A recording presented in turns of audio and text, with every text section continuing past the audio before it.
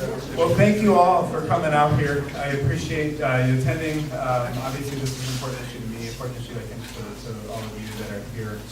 I just want to say, and thank you to the speakers. I'll be announcing who the speakers are. You want to have them come up now? Okay, sorry, you told me this before. So if our speakers can come up here, that'd be great.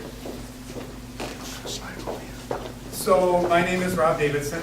I think I've met most of you here. And first and foremost, I'm a dad. I'm a husband. My wife and I, Diana and I, have 3 great kids. All of them are public school kids. And so the events that have been discussed as of late, having to do with school shootings, really hit home for us like any parents with kids in public schools. I'm also an emergency doc, and I'm a candidate, as you all know, running for the 2nd Congressional District in the U.S. House here in West Michigan, up and down the lakeshore, including right here in the heart of Muskegon, the epicenter of our district. What we have to remember is since the gun massacre in Parkland less than a month ago, we've seen at least 21 deaths in schools and on campuses caused by guns. And this week, Congress apparently has decided that it's time to move on.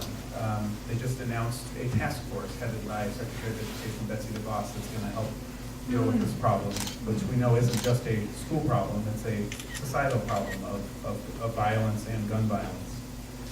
Our politicians have shared their thoughts and prayers on social media, and they've heard from thousands of brave students who stood up and say never again, and we've had enough.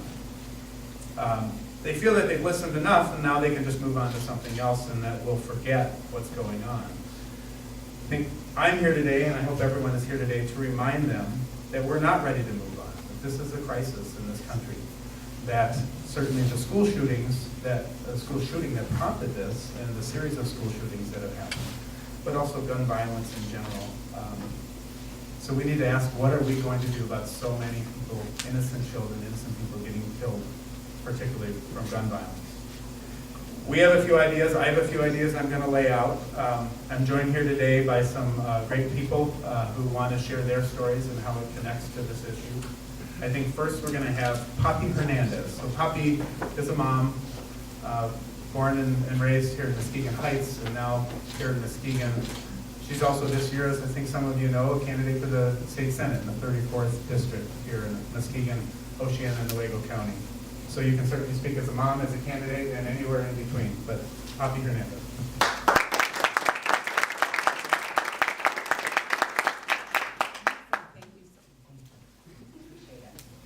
I want to say thank you first just for all of you showing up, showing your concern for what's happening right now. I'm happy to speak as a mother. I think it maybe is the most important job I'll ever do in my life, and I take it very seriously.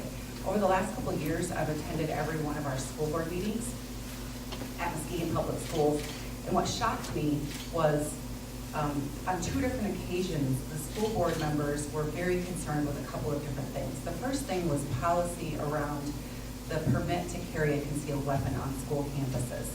And they were really up in arms about it, not to use the wrong expression, but they were concerned about it because they were going to be forced to allow people to enter their school campuses carrying concealed weapons, and they didn't know how to navigate that and how that was going to work with keeping schools safe. And I was sitting in that school board meeting thinking, this is not what I want my school board members to be concerned about. I want them to be focused on some other things. And then not too long after that, they were talking about implementing new strategies for young people to respond to shooters and how that should be addressed at a systems level. And should they hide? Should they run? Should they fight back? Should they throw things? And again, I found myself as a parent in the district thinking, we have a large percentage of young people who are not performing at the state level for reading or math. A large percentage of our young people are not doing that. And that's what I want my school board to be focused on. I don't want them to be focused on these issues, but as it is, they have to be. So I myself am going to be voting for and pushing for legislators who are going to bravely legislate around common sense gun control.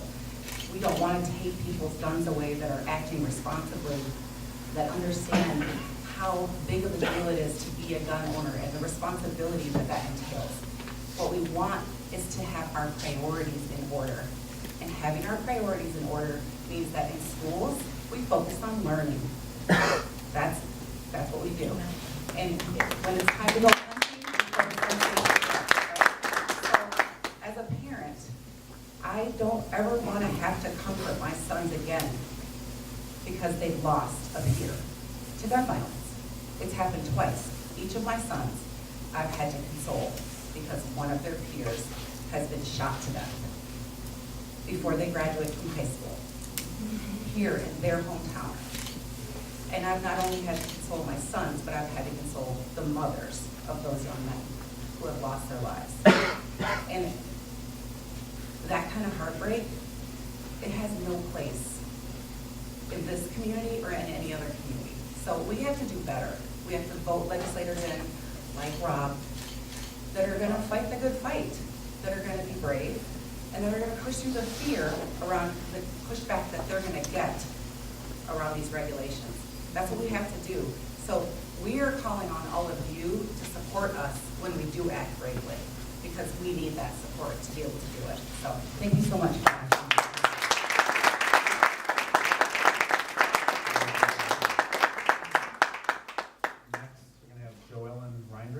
Social worker certified in trauma care.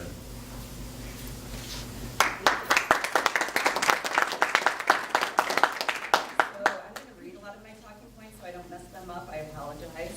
My name is Joellen Reinders. I'm a social worker and a mental health clinician here in Muskegon. I lead a team that responds to traumatic events, and I teach people in the community about mental health, trauma, adverse childhood experiences, and trauma-informed practices. I'm a member of the Lake Shore Human Trafficking Task Force, the Domestic Violence Task Force. I'm also a member of the Suicide Prevention Coalition and Suicide Death Review Board. I'm a member of Resilience Muskegon Committee, which is working to improve health outcomes and quality of life for Muskegon citizens through trauma-informed practices. My work includes serving special populations, such as first responders and veterans. I'm a family member and friend of many first responders and veterans, and I'm a gun owner. Every time a shooting occurs that grabs people's attention and stirs calls for actions, people, especially politicians, like to bring up mental health. Access to guns and the guns themselves are often not brought up. Violence is a public health issue. Gun violence is a complex issue that requires universal and comprehensive approaches. Means restriction is a necessary part of the solution. Not lock everyone up because they have a mental health issue. Mental health experts can't predict gun violence, period. Last week, we had a decorated veteran gun down 3 of his mental health caregivers. I stopped for that one for a moment. Those who call for greater scrutiny of possible red flags miss the point that there are very often no red flags. In addition to wringing our hands, mistakenly fearing those with mental illness is stigmatizing to those who suffer, making it less likely that people seek treatment. 450 million people worldwide can be diagnosed with a mental health condition. That's 1 in 5 Americans. Nearly 2/3 of the people worldwide do not seek treatment for their mental health disorder. Stigma, discrimination, and neglect often prevent treatment from reaching people with mental health disorders. A lack of urgency, misinformation, and competing demands are blinding policymakers from taking stock of the situation where mental health disorders figure among the leading causes of death and disability within our world. Mental health illness in of themselves do not predict violent behavior. Even as politicians reflexively and often unfairly demonize mental health illnesses as a culprit behind mass shootings, we must remember one thing. The reason that the mental health system fails to prevent mass shootings is because mental illness is rarely the cause of such violence. People are killed by mental illness. In 2015, suicide killed 44,000 people. And in 2016, opiate overdoses alone killed 42,000 people. Mental illness is not constant. It's often episodic. People develop mental health issues at any point in time, which leads to the complexity of predicting gun violence. Let me emphasize, mental illness is rarely a common thread in acts of violence, such as deadly shootings as we see and read about in the news. We know from the Adverse Childhood Experiences Study, the ACEs study from Kaiser Permanente, that ACEs, childhood trauma, changes children's brains. These changes are correlated with physical, emotional, and social problems in adults, such as heart disease, obesity, substance addiction, suicide, incarceration, and fetal mortality. We know that neuroscience shows that building resiliency is the key to mitigating these adverse childhood experiences. Prevention and increased trauma-informed approaches in school and communities are where our leaders, us mental health providers, and members of the community need to focus when we act upon improving people's mental health. But the word is action. We can no longer sit back and watch people suffer. Politicians and community leaders, again, need to act on solutions. This means funding health programs and initiatives that are trauma-informed and based on science. This means examining our culture's glamorization of violence and the stigmatization of mental health issues and poverty. Instead of arming our teachers with weapons, let's arm them with knowledge regarding on how to build the social and emotional health of students. Let's empower them to build meaningful relationships with students and parents. Let's listen and respond when students need extra help. Thank you.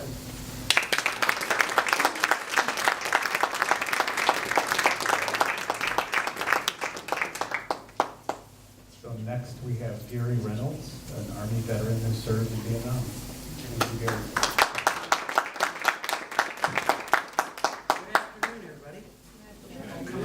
Good afternoon, everybody. Good afternoon, Gary. Okay, now I need to know you're all awake. As he stated, I'm Gary Reynolds. I live here in Northern Shores, sorry. And I'm an Air Force Army veteran of 26 years. I served in Vietnam in 1968 and 1969. Although not in the field combat, I do know how weapons are used. I was trained to use military weapons. I do know that weapons of war can be very bad for humans. Military-style assault rifles do horrific things to the human body. The AR-15 was designed by Armalite in approximately the late 1950s to meet a need for the U.S. military. But it didn't take hold. So in 1963, Colt got the contract to build an assault weapon, and that was the M16, which proved to be the weapon that was used, the weapon of choice in Vietnam. Assault rifles like the M16 and the AR-15 are designed to create maximum trauma to the human body and to vital organs. The AR-15 and many other semi-automatic rifles are weapons of war designed to do one thing: to kill people in large numbers and very quickly. It's estimated there's over 8 million of these type of weapons out there right now. I wore our nation's uniform. I swore an oath to protect the Constitution, and that oath never ends. I'm a patriot, and I believe we must do something about guns. Like many people in Michigan, I enjoy hunting. I enjoy the outdoors. Semi-automatic weapons of war are used for hunting only one thing, and that's people. And lately, these people include our kids in their classrooms. Years ago, I gave up my guns when children came into my house. I felt it was not a good idea to have guns around with kids, and that was just my feeling. I know what guns can do to people. We need to close the loopholes that allow mentally ill and those who should not have guns continue to get guns. We need to do more to protect American children from gun violence. So please, support these common sense goals you're going to hear about today, and I ask you to remember them when you go to the polls in November. We need Dr. Rob Davidson for the 2nd District.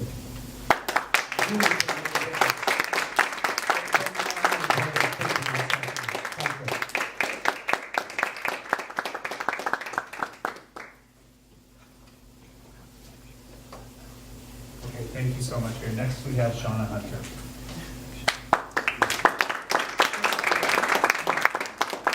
Thank you, and I too just want to bring my notes just to make sure that I hit everything on the head. But my name is Shauna Hunter, and I live in the Muskegon area. And throughout my career, I've worked with youth through after-school programs and at-risk youth throughout my years. And now I work at an after-school program in Muskegon Heights. And I know the first-hand effects of gun violence. I see it. These are children that we're talking about. It's not just, these are kids with a name, a birth date, and unfortunately, some have had the end date already occur. But with those at-risk children, I feel strongly that we must do something to reduce gun violence in our communities. We need to do something now. Gun violence in my community started before the mass killings. It started before the new town, and it started before, but the devastating effect is happening now to every school, and we need to act now. It is a crisis. Every day I see children who live in fear because they know someone who has a gun. Every day they come to the after-school program, and bullying is not the same as it used to be. They could run and they could say, I'm going in the house, but they are afraid that that same person that had a problem with them before has a gun and that can kill them. Every day I see children who are affected. They lost their brother. They lost a sister. They lost a neighbor. And it's happening to our children. And we expect them to learn? No. So we need not only to do something about the instruments of death that are meant to just kill and hunt people. We need to do something to make sense of the gun owners. We don't want to take your guns, but we need things and legislation that makes sense so we can make adults that are great citizens for this country. Children are dying. The bottom line, children are dying. No matter what neighborhood, no matter what city, what state, children are dying. And they have been dying for years, and now it's time for us to take bold steps. We have to be courageous enough to take the bold steps to make sense and and vote people in that will get the legislation we need to make common sense laws happen. I think I lost all of my talking points because I got so passionate.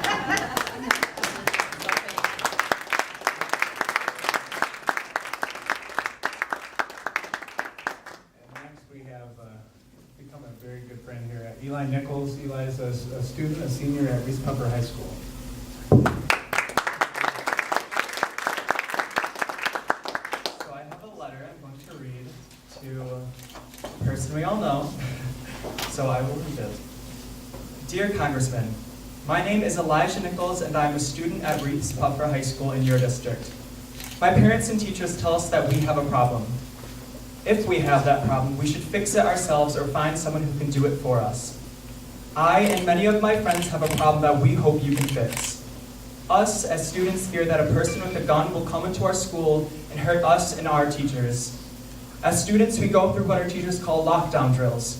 We learn to hide in the corner of the rooms, we train how to block doors off, we practice staying quiet as possible so that the people with guns don't hear us. And then hopefully we won't be hurt. We are children. We should be enjoying our childhood, hanging out with friends and focusing on our teachers' new lessons plans in class. Instead, we fear for our lives. As a father of 5 children yourself, you share the same concerns of all parents for the safety of their children. I ask you to put yourself in the shoes of every parent who fears dropping their child off in the morning. I ask you to imagine your own children going through a lockdown drill, fearing whether they would ever have to do it for real someday. Now, I have a few specific questions that I hope you can answer.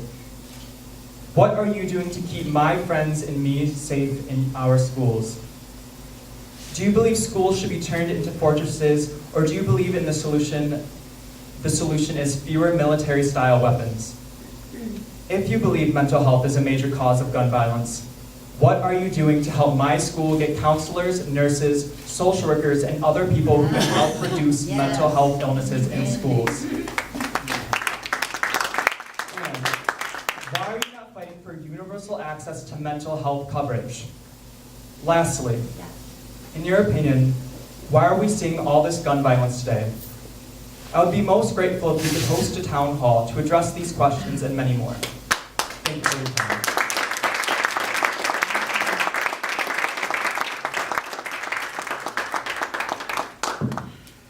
I also have notes here. I usually don't do that, but there are certain facts that I want to get right. And this is the first time I've had all these other speakers really go up before me, and it's a little bit intimidating because they set the bar high, and I don't hope I can live up to it just a little bit.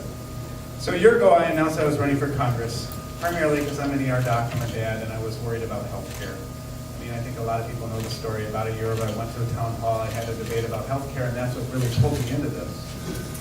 Because my patients couldn't afford their health care, co-pays and paying for prescriptions. But now we're dealing with this out in the public, this epidemic of gun violence, and this is a public health crisis. Guns and military-style weapons are falling into the hands of too many people who should not have them in the first place. We have too many weapons that are not accounted for, flooding our communities, and we aren't doing nearly enough to understand gun violence and how to effectively tackle the crisis.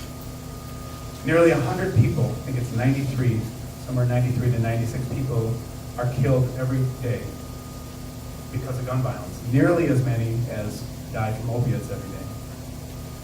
In Michigan, gun violence kills more people than traffic fatalities.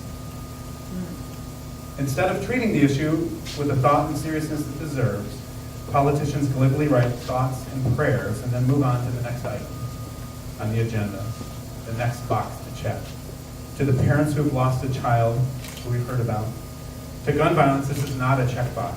To the child who has lost a mom or a dad to a senseless shooting, this is not a checkbox. And to a community that must recover from the trauma of the shooting, either a mass incident like in Parkland and so many other places, or the day-to-day in places in our own district, this is not a checkbox. There's a copy of a form letter back there that Congressman Huizenga has sent out. I think several people have received kind of the same letter about what he's going to do about gun violence. Reading the form letters, it's clear that he has no intention of doing anything to reduce gun violence. And worse, anything that will upset the powerful, profit-driven gun industry lobby. That industry has given him more than $23,000 in political money since 2011, $11,000 alone from the NRA. Now, I would submit it isn't just the money, because he's received probably $4 million from all sources in that time. But it's that power that they can exert and the fear that politicians have that they may not be reelected. That is what the NRA and the powerful gun lobby, that's the hold that they have on so many politicians. And I have to believe that's why our congressman has failed to be a part of any discussion, any solution.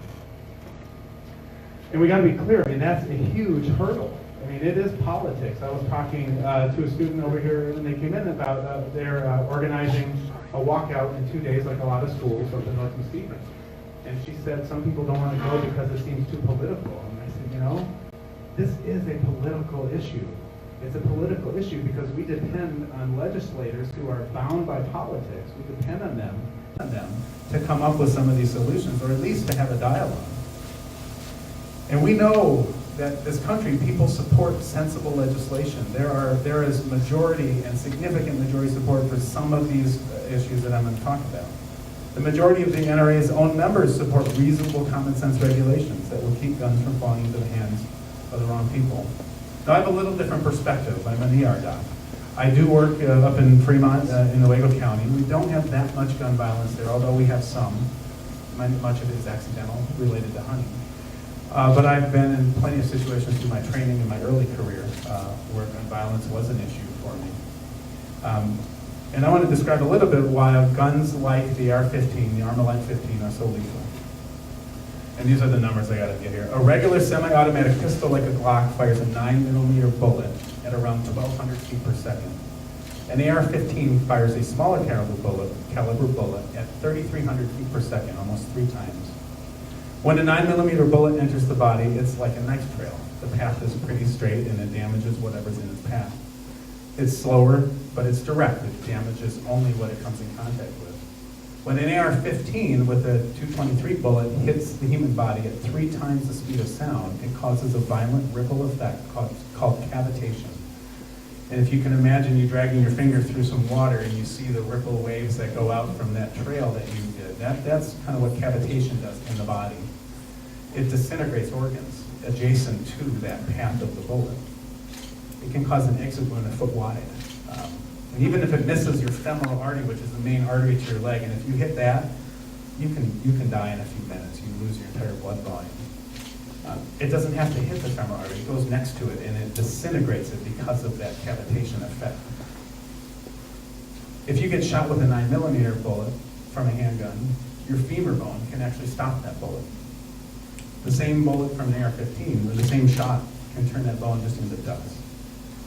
And I can tell you, when someone comes in with a gunshot wound with a 9mm into their liver, they have a chance of being saved. Liver is one of the worst organs to get hit in, and it's the biggest organ right in the front, right kind of exposed to everything. If that same liver gets hit by an AR-15, it is complete mush, and there's no chance of stopping that. So handguns kill a lot of people, but a single bullet from an AR-15 is significantly more lethal than a single bullet from a handgun. So imagine 100 of them fired in a minute at a human body, or at a number of human bodies. And I remember back, and I told this story in Lansing at a rally, and I remember back in 2001, I was fresh out of residency here at Mercy Hospital in Muskegon at 2 o'clock in the morning. And a young man came in with 8 shots down the whole right side of his body. And he was talking when he came in, and his friend wheeled him in, and he said, "Help my friend." And he was talking, barely breathing, and he lost his vital signs, and he ended up dying. And I went into his chest cavity and looking for signs of where this bleeding was coming from, and I'll tell you, you can't make heads or tails of what is going on in there because of such degree of damage that can be done in such a short period of time. Now, I don't know what he was shot with, but when we have weapons that can fire off that many rounds in such a short period of time and do so much damage that are so readily available, I think there is something we can do about that. We can affect change to that eventual outcome. So today I'm proposing 6 specific safeguards our policymakers can take, and also that I will champion when I am elected to Congress. They're critical to closing the massive loopholes that are allowing guns to fall into the wrong hands.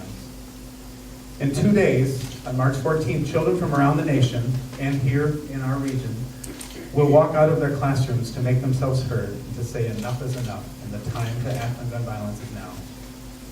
These 6 proposals cannot match their courage. Still, I think that they can reduce gun violence. And to me, the idea that, well, we can't fix it, so why do anything, rings so hollow. Of course, enacting every single one of these measures will not end gun violence.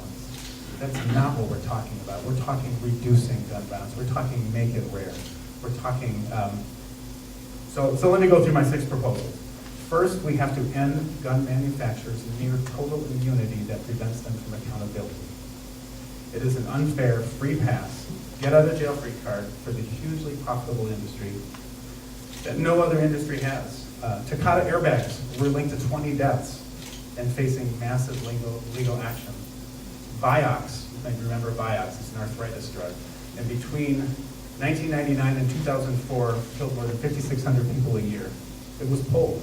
They're facing fines of up to $800 million, Merck, the maker of Vioxx, because of that, because of those deaths. We know that more than 13,000 people every year are killed because of guns. And the victims and survivors cannot do anything to touch those corporations that make these weapons of war or that allow them to get into the wrong hands. The industry shouldn't be above the law. They should not be treated differently or unfairly or have more responsibility. They should just be treated equally to every other industry that is regulated in this country. They shouldn't be untouchable.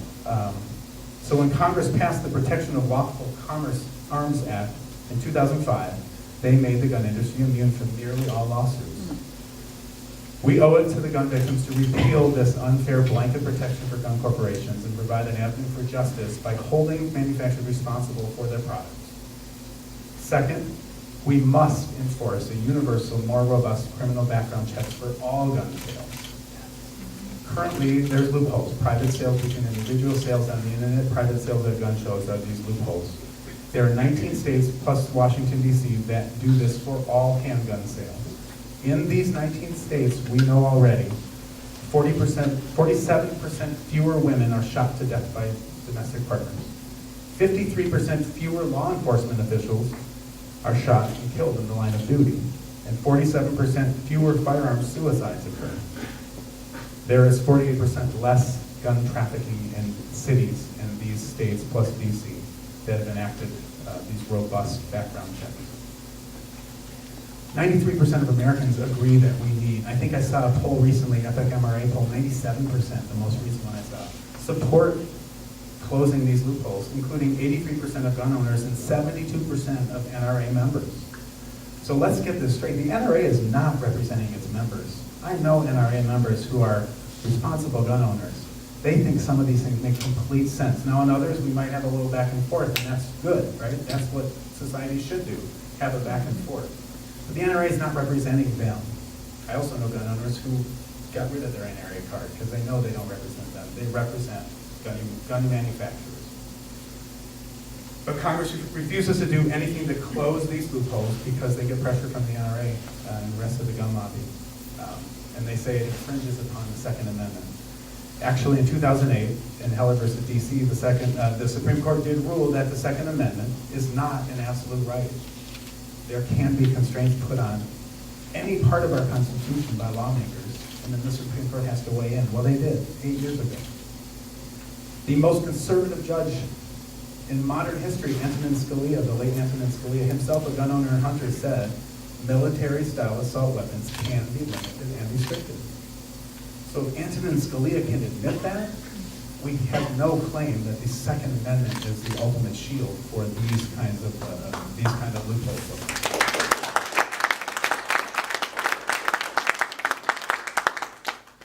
Third, I believe we must ban military-style high-powered weapons such as the AR-15 used in Parkland and other shootings.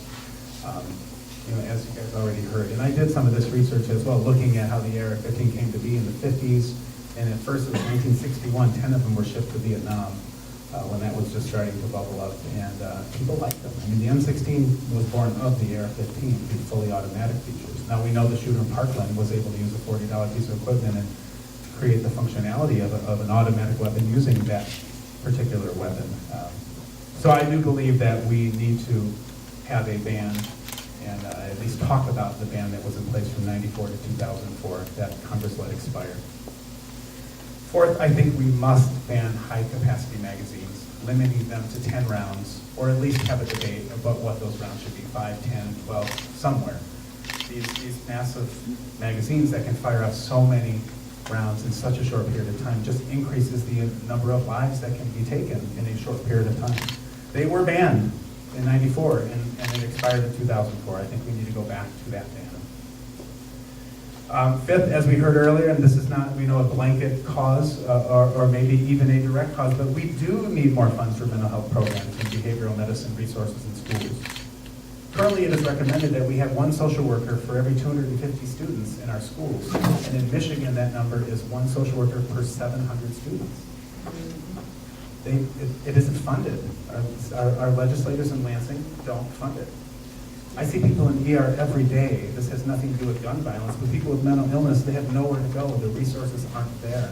Our community mental health systems are stretched so thin.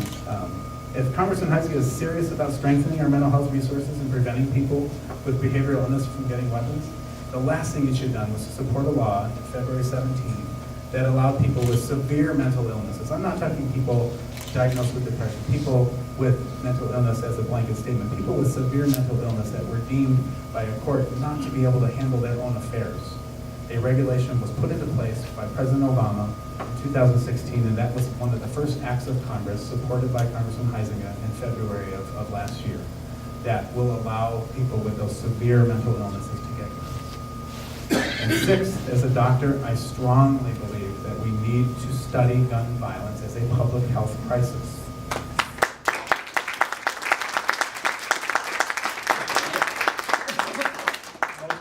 May know, in 1996, the Dickey Amendment basically put a lock on the Center for Disease Control and Prevention that will not allow them to spend federal dollars with the CDC to study gun violence. This is ludicrous. There is zero sense to this. the first thing that Speaker Ryan, I believe he tweeted it out, is that we need to just take it easy and not be reactive and study what happened at Parkland to see what we should do about it. But if our own CDC can't study what happened in Parkland and in gun violence throughout this country every day, how on earth are we ever going to get the information we need to decide what makes sense? So I think we need to lift that ban. So far, Congress has refused to pass these common sense, responsible, and reasonable safeguards. Like I said, in 2 days, Wednesday, March 14th, students across Michigan and across the country will speak up about gun violence. And then in 10 days after that, I believe most of you know the March for Life. There's one in Grand Rapids, there's one, I think, in Grand Haven, there's one in Holland now, one down in Saugatuck. They're popping up everywhere. But these are student-led marches in cities across this country where kids are taking the lead and saying, we want our legislators to do something about this. Gun violence has been growing for generations in schools and communities, in poor and wealthy, black and white. I was at a meeting in Muskegon Heights just the other day, last week, and they talked about how this is all kind of coming to the surface now and everyone's so up in arms because it's white kids in middle-class communities that are getting gunned down. It's been happening in Muskegon Heights where this man was from, this pastor was from, in Muskegon for years, for decades. And we have to own that, right? We have to own that that is true, and our maybe sudden conversion to passion about this issue as a wider society just brings a little hollow to those folks. As in most things in life, growing up, I've been there, done that. It's better late than never, right? We're all here now, and we're all saying something needs to be done. Here in Muskegon, students will also conduct a voter registration drive. So again, this is political. Unfortunately, it's been made political. They're doing letter writing drives at Congressman Heisinger. The children are acting. It's time the adults did too. And that's what I intend to do if I get to go to Washington. So thank you.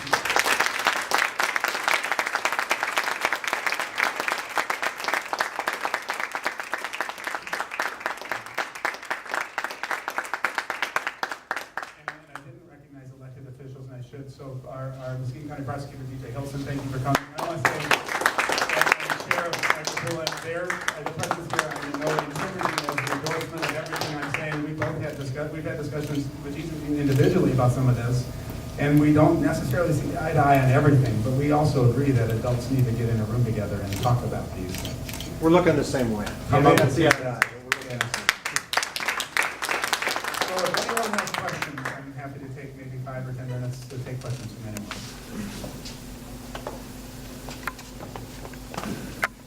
All right, well, thank you so much for coming out here.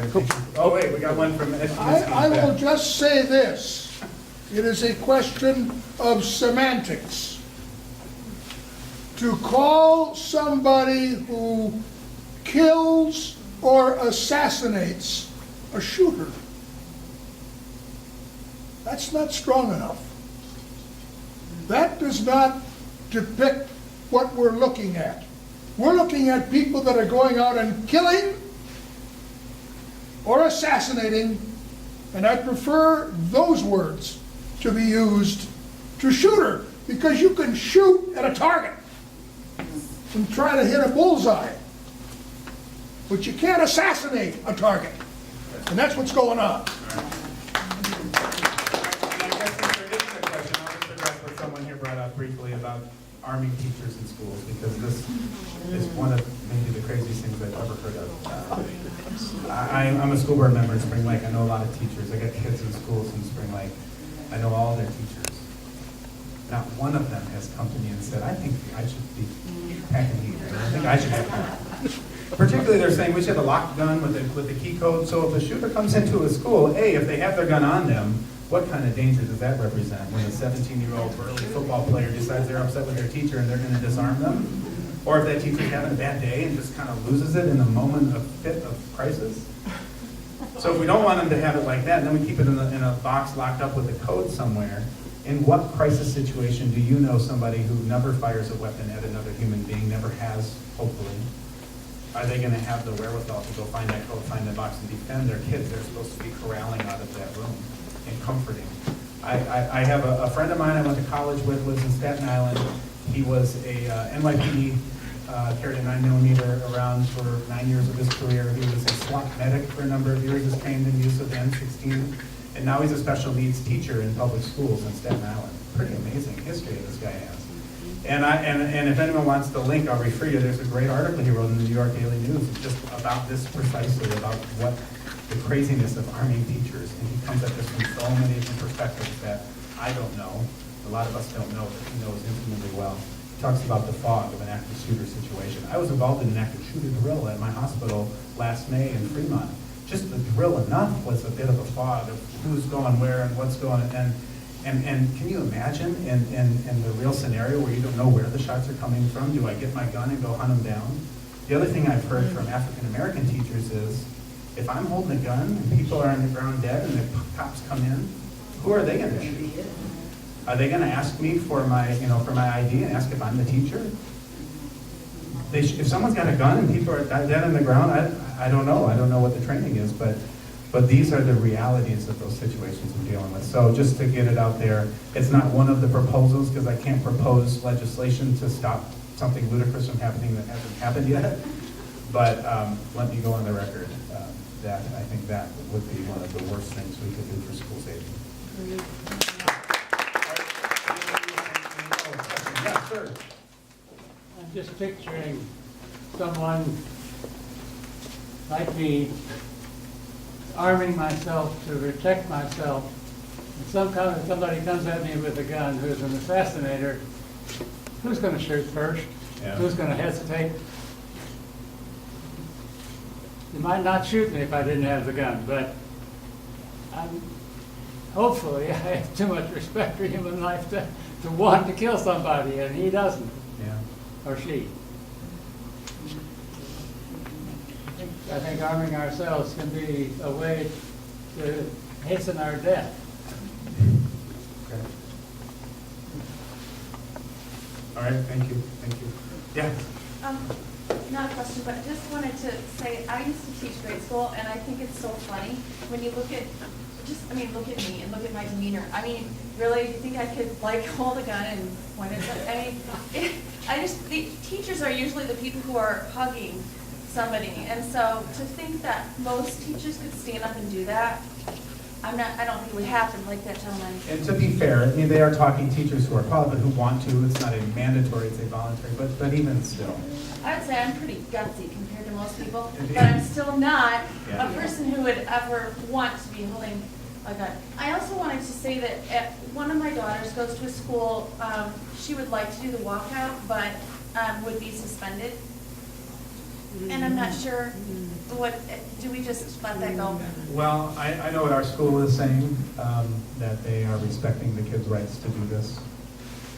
We were talking about this before. We were talking about it, Marie, yeah. I have 3 kids. Nothing would make me prouder than my kid getting detention or suspension for standing up for something they believe in.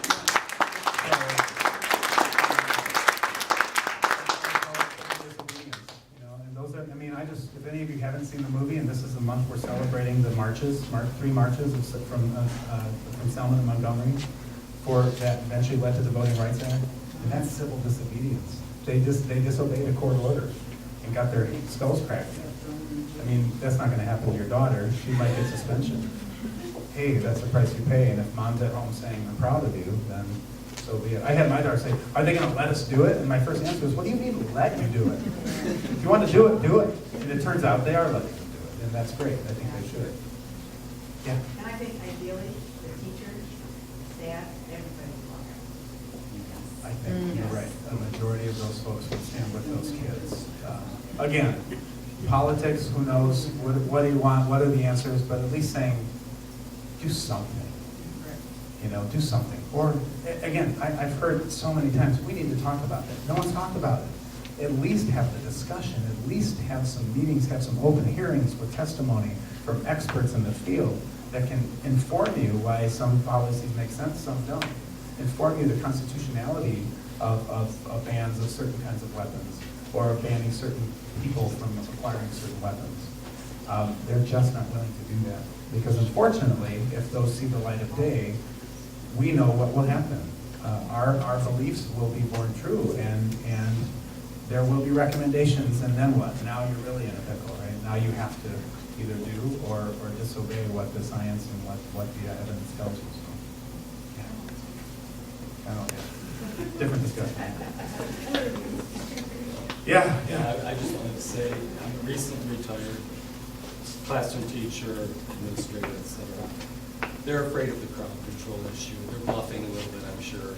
If your daughter and all these other kids do it, they're not going to be suspended. And what's the worst thing that happens? Like Rob says, it's on her resume that she expressed civil disobedience.